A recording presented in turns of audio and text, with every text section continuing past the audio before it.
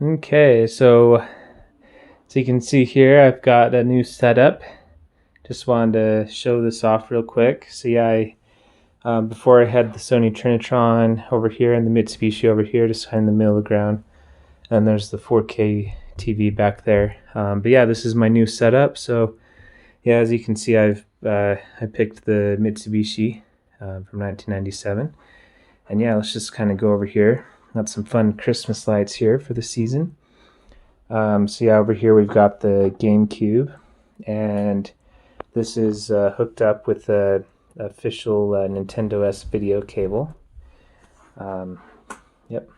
Yeah, I think this is actually technically, yeah, this would be an N64 or a Super Nintendo since it's gray, since I'm pretty sure all the GameCube cables were black.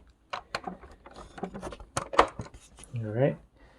And then we've got a Wii here. The Wii, right now, I don't have it hooked up right now, but it will be hooked up with composite.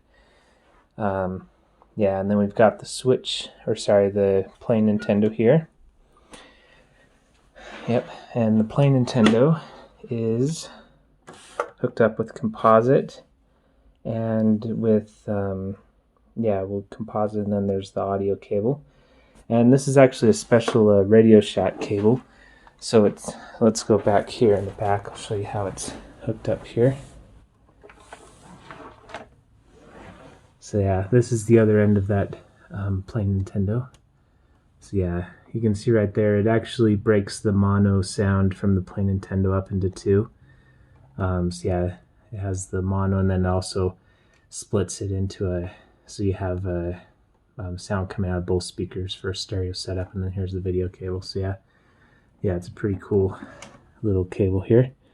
You can see, so the two coming out of the plain Nintendo, and then it splits it into the three over here. Yeah, pretty cool Radio Shack cable there. And let's see, coming back over here.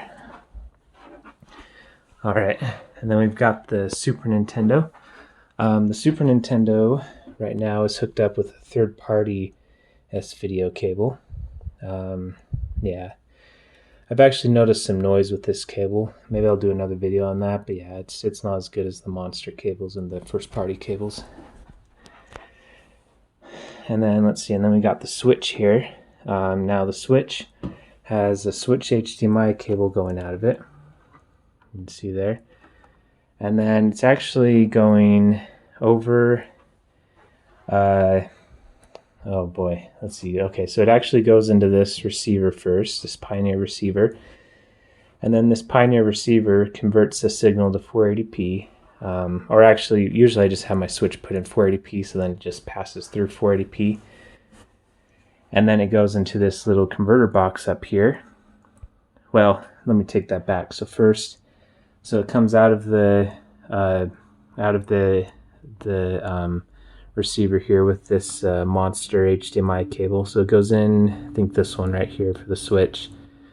This is a Switch original HDMI cable, and then it goes out with this monster HDMI cable. And then let's see, let me find it. Here it is. So yeah, you can see this converter. So here's the other end of the monster HDMI cable, and then this little box right here converts the HDMI to VGA. And then the VGA comes in here. And then when I turn this on, oh yeah, and then this gets its power. This is plugged into the back of the Switch. This is just a USB cable. And then when this turns on, then it converts the VGA signal to S-video. And then the S-video is plugged into, I think, yeah, this one. This switcher box. So yeah, that's how the Switch is hooked up. And then that obviously goes to the TV. So yeah, the Switch has to go through a few conversions to hook up to this TV. Let's see here. Oh yeah, and then also, so yeah, you can see I have this USB cable coming out of the Switch. So this is the USB-B cable that came with my Game Shark for the Game Boy Color. But I'm not using it for the Game Shark obviously now. I'm using it for this USB port thing. And then this is plugged into the wall as well. You can see the cord back here, and it's actually technically, I actually used to, you can see it says 7.5 volts. Fun fact, that's how much a Wii or a Wii U outputs for the sensor bar. So I actually used to have this hooked up to the sensor bar on the Wii U for the power output, and then I would use this as like an extra Wii U hub, but I don't use it anymore because, yeah, I use the Switch now. And then I just have this little hub here, this one right here, because then I have this Gamecube controller adapter, my May Flash, and so then I can just plug this in right here. So yeah. Oops. Hold on. This is hard to do one-handed. Let me pause the video. Okay, there we go. I got it plugged in here. So yeah, so then that gives us 2 ports for the GameCube adapter, and then there's 2 extra ports there for other Switch controllers, since I have friends that like to bring over their own USB controllers. So yep, there's that, and then there's still 1 extra USB port available on the dock as well. Okay, and then going over, here we have a new addition to the family. This is a PlayStation 3. I have a friend who gave this to me, and I'm going to do another, I still haven't tried out a game on it, but I'm going to do another video on it where I try out some games on it. You can see here, so this is a Monster S video cable coming out. This is for the video, and then this is the Wii U HDMI cable, and I have this for audio. There's also a optical audio on here, and I was originally gonna let me go back here. I was originally gonna use this Sony optical cable for the sound for the PS3. Whoops. There we go. Yeah, you can see it says Sony on there. And I was like, oh yeah, PS3, Sony, you know. But actually I ended up going with the Wii U HDMI cable because the HDMI is actually capable of outputting True HD, Dolby True HD, whereas optical doesn't have as high of a bandwidth, so it only can do Dolby Digital. Yeah, that's like the max it can do. So yeah, might as well have the best for this PS3.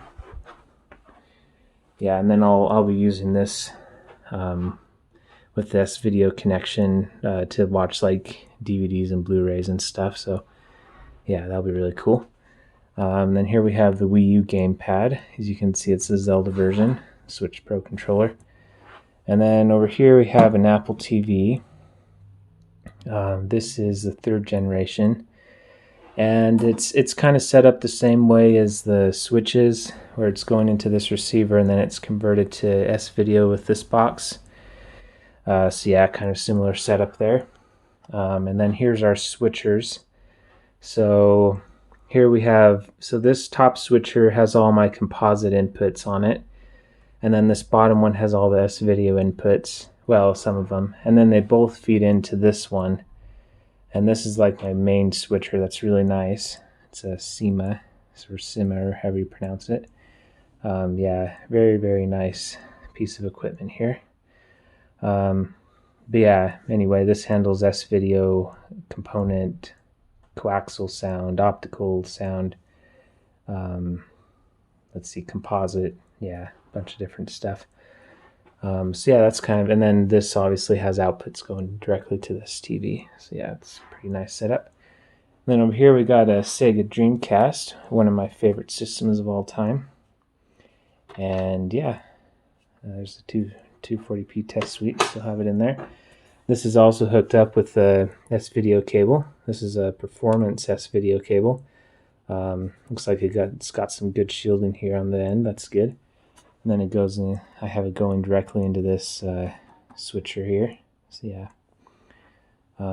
Let's see here. And then over here we've got the Wii U. Yeah, the Wii U, I actually just barely got a new cable for it today, which I'm really excited to try out. Yeah. Whoops. Just knocked over my guitar.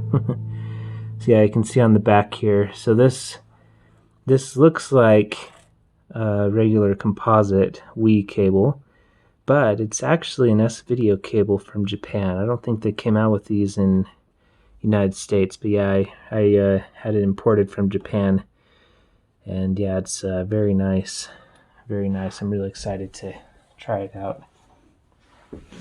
Yeah, you can see back here, this is the other end of it. Yeah, very nice S-video cable from Japan. So, yep, it's an official Nintendo cable as well.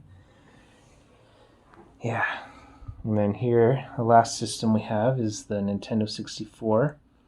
And yeah, this is hooked up with the Monster S-video cable for Super Nintendo, Gamecube, and 64. And yeah, and then this is going directly into input 1 on this nice switcher here. Yeah, and then this is the back of the switcher boxes. Yeah, so up here we have the thing that converts the or the VGA to S-video. Yeah, you can see it can also do composite RGB, and then it can also do component over here. And then let's see here. Yeah, you can see the spider nests of cords back here behind the TV. It's actually pretty organized, but it doesn't look organized. But yeah, I feel like I know my way around pretty well back here. And then down here I've got some good protection going on. So this is a good surge protector that's rated really highly. And then over here we have the Monster surge protector, which I have my favorite stuff hooked up here. And then you can see here's the inputs for the TV. So we got composite, and then S-video, and then we've got some, well, you can't really see it, but yeah, there's some audio hooked up there too. And then here's a Monster coaxial RF cable hooked up as well that I'll hook up my television later too. Yeah.